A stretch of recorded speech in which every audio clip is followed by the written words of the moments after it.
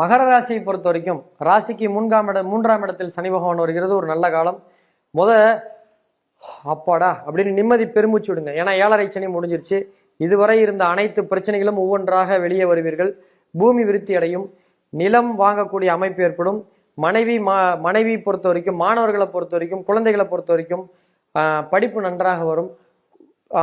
மகர ராசிக்காரர்கள் உங்க குழந்தைகளுக்கு, மனைவிக்கும் குழந்தைகளுக்கும் நகை வாங்கக்கூடிய வாய்ப்புகள்லாம் ஏற்படும்.